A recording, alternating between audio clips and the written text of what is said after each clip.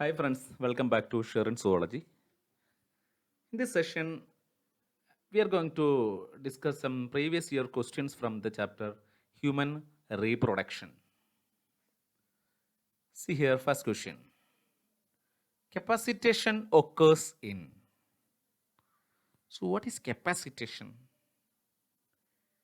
Capacitation means sperm attains the capacity to fertilize the egg. Sperm attains the capacity to fertilize the egg. See here, this is the diagram of female reproductive tract. This is the vaginal region, this one is cervical region. During insemination of coitus, sperm deposited in the vagina or to the cervix.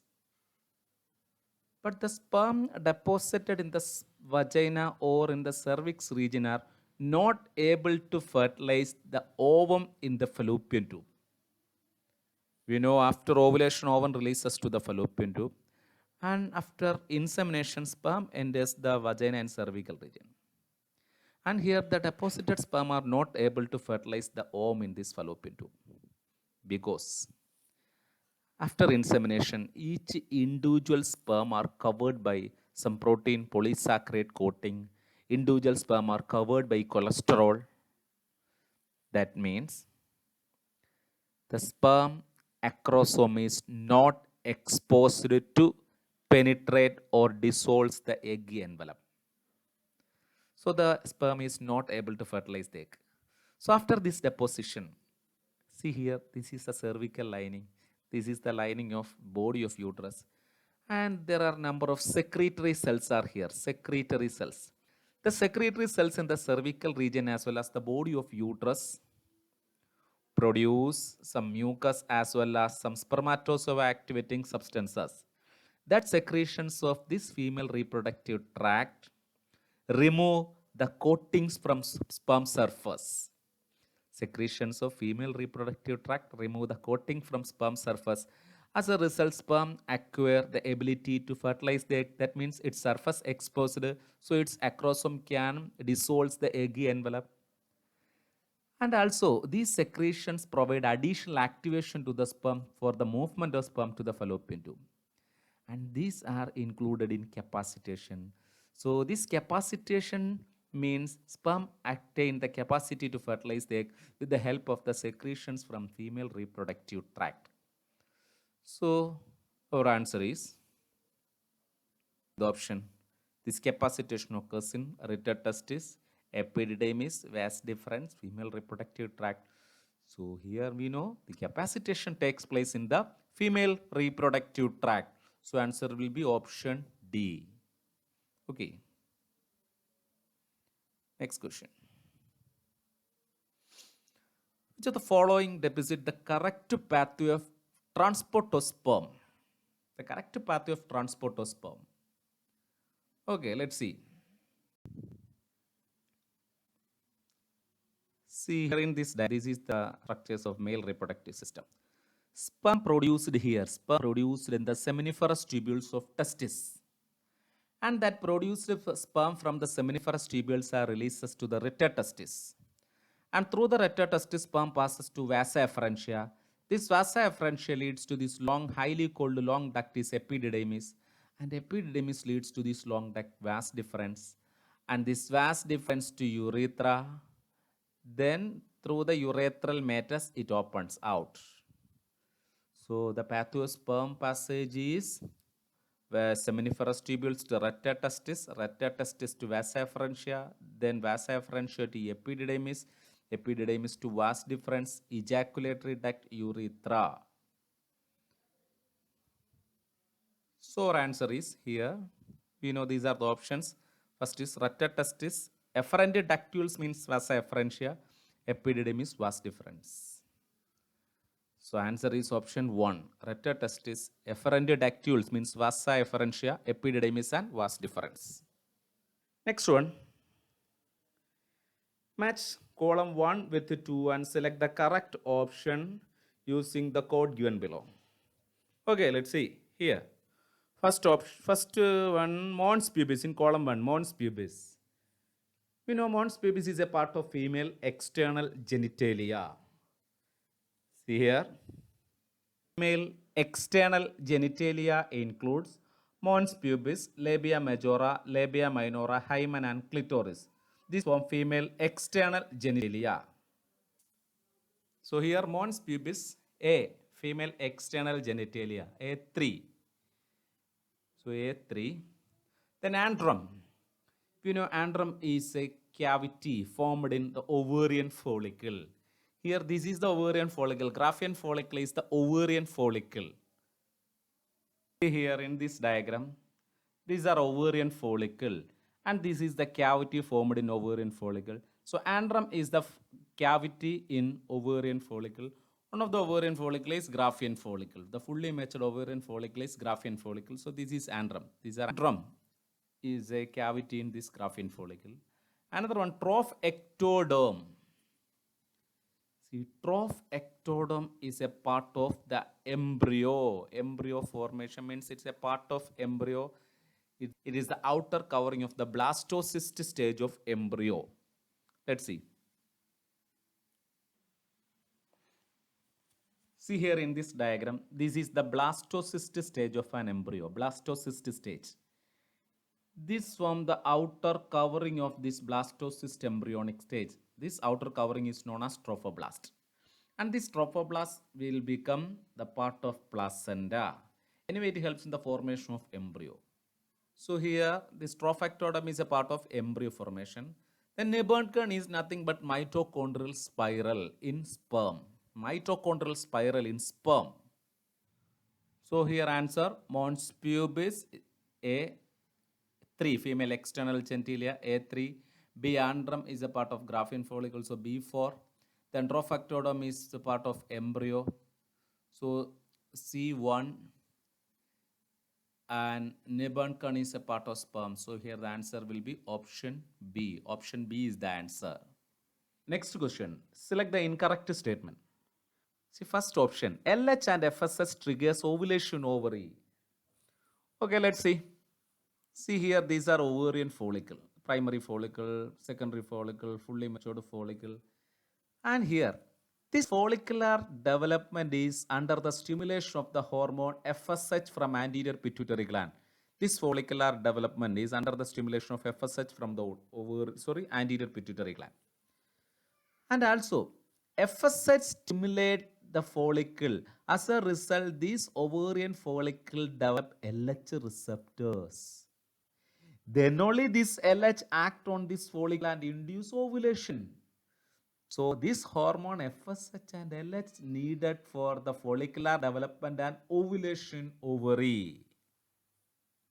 So first option is a correct statement. It's not an incorrect statement. LH and FSH triggers ovulation ovary. Then LH and FSH decrease gradually during follicular phase is a wrong statement. Because follicular phase means follicular development takes place during follicular phase.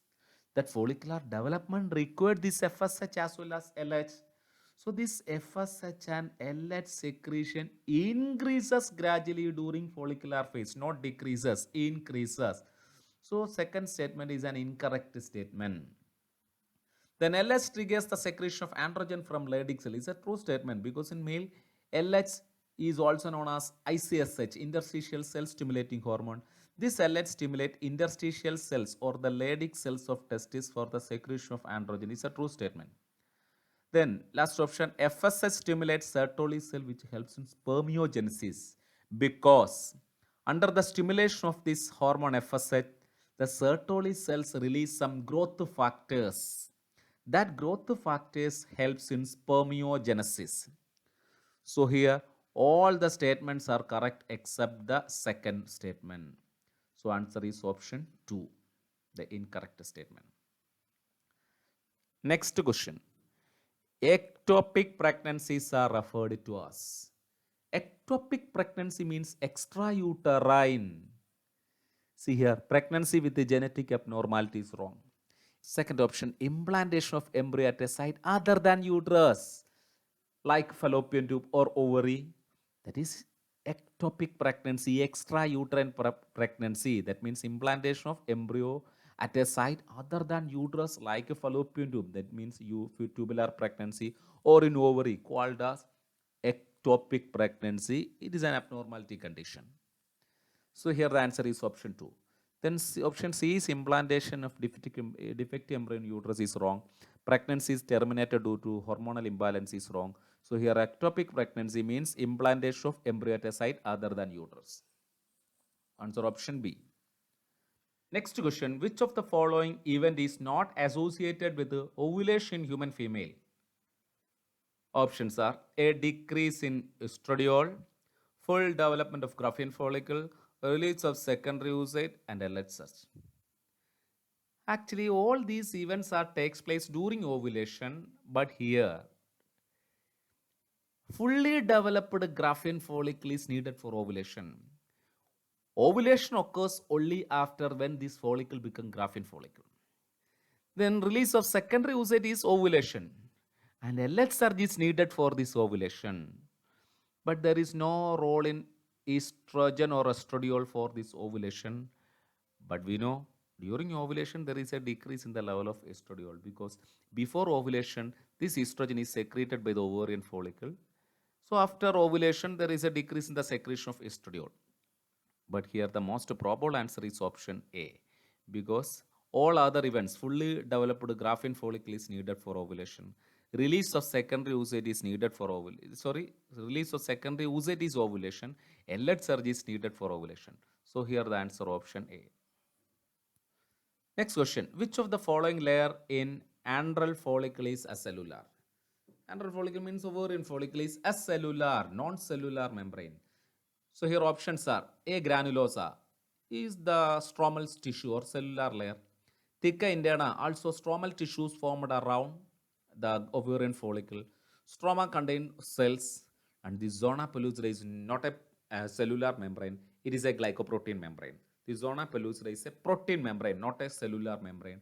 So here the acellular membrane is this zona pellucida, is a non-cellular membrane, or it is a glycoprotein secreted by the secondary oocyte. See here in this diagram, these are the membranes of ovarian follicle. These are stromal cells. Then this theca interna is a cellular layer, theca externa is a cellular layer. Then this one is zona pellucida, is not a cellular membrane. This zona pellucida is a glycoprotein membrane. So here, see, these are granulosa cell. So here the answer is zona pellucida is not a cellular membrane. So here the acellular layer is zona pellucida. Next one, in human female, meiosis 2 is not completed until puberty, fertilization, uterine implantation, birth. See, in human female, during ovulation, the secondary oocyte in metaphase 2, the secondary oocyte in metaphase 2 is released to the fallopian tube. And that secondary oocyte complete the second meiosis only after the sperm entry. So in human female, this meiosis 2 is not completed until fertilization, because fertilization or the sperm entry causes the second meiosis and formation of egg. So the second meiosis completed only after the sperm entry, only after the secondary oocyte has been penetrated by a sperm. So here the answer is option B, fertilization. Next question. Which of the following cells during gametogenesis is normally diploid? Primary polar body is a haploid cell. Spermatid is also haploid. Spermatogonia is a diploid cell. Secondary polar body also haploid. Okay, so here the answer is option C. Spermatogonia is the only diploid cell from this option. Spermatogonia, option C. Then the shared terminal duct of reproductive and urinary system in human male. Let's see. See here in this diagram. This is urinary bladder. This urinary bladder opens to urethra, and this urethra passes through the penis. So this urethra is the duct from this urinary bladder. And this one is testis. The product of testis is sperm, along with the secretions of accessory sex glands are also opens into this urethra. So in human male, this urethra act as the common passage for urine and semen. This urethra act as the common passage for urine and semen. So in human male, these urethra are called as, in human male, this urethra called as urinogenital duct, the common passage for urine and semen. So here the answer is option A. Urethra act as the common passage for urine and semen in human male. In human male, the shared terminal duct of reproductive and urinary system in human male is urethra. So option A. Next question. The main function of mammalian corpus luteum is to produce. Temporary gland corpus luteum produce large amount of progesterone and small amount of estrogen. And here the options are estrogen only is wrong. Then it secrete progesterone, not secrete human chorionic gonadotropin, it is secreted by placenta. Relaxin only is wrong. So here this corpus luteum, corpus luteum secrete estrogen, progesterone and small amount of this relaxin also. So estrogen only is wrong. Human chorionic gonadotropin is wrong. Relaxin only is wrong. So here the answer is option B, progesterone. Option B. Next question. Select the correct option describing gonadotropin activity in a normal pregnant female. Gonadotropin activity. So in humans, gonadotropins are FSH, follicle stimulating hormone, is a gonadotropic hormone. LH is a gonadotropic hormone. And HCG, human chorionic gonadotropin. These are the gonadotropin. And here, select the correct option describing gonadotropin activity in a normal pregnant female. Here, high level of FSH and LH stimulate the thickening of endometrium is a wrong statement because FSH and LH secretion inhibited and declined during pregnancy. Why? Because during pregnancy, there is an increased secretion of the sex hormones like progesterone and estrogen. That increased progesterone and estrogen will inhibit the secretion of FSH and LH. So there is no high level of FSH and LH in pregnancy. It's a wrong statement. Then high level of FSH and LH facilitate implantation of embryo is wrong because in pregnancy the FSH and LH secretion decline. High level of HCG to stimulate the synthesis of estrogen and progesterone is true statement because during the early stage there is an increased level of HCG. It's a gonadotropic hormone, human chorionic gonadotropin, which stimulate estrogen and progesterone from corpus luteum of ovary. So here the answer is option C. Then option D is high level of HCG stimulate the thickening of endometrium is wrong. So answer option C, high level of HCG is a gonadotropin, is a human chorionic gonadotropin, stimulate the synthesis of estrogen and progesterone from corpus luteum of ovary. Next question. Menstrual flow occurs due to the lack of progesterone, FSH, oxytocin and vasopressin. The answer is progesterone because endometrium is maintained and stimulated by progesterone. And if progesterone secretion decline, endometrium ruptured and released through the vagina called as menstruation. So menstrual flow occurs due to the lack of the hormone progesterone. Next one, which one of the following is not the function of placenta? First option, facilitate the supply of oxygen and nutrients to the embryo. It's one of the function of placenta. Placenta helps in the transport of nutrients, oxygen to the embryo and transport of nitrogenous waste from fetal body to maternal body. So it's correct with related to the function of placenta.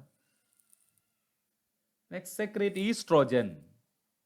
It's a true statement because placenta secrete progesterone, estrogen, HCG, HPL, etc. So estrogen secreted from placenta. Facilitate a removal of carbon dioxide and waste metal from embryo. True statement. Secrete oxytocin during parturition is wrong. This placenta not secrete oxytocin during parturition, but placenta helps in parturition by secreting a number of hormones like estrogen, like prostaglandin, etc.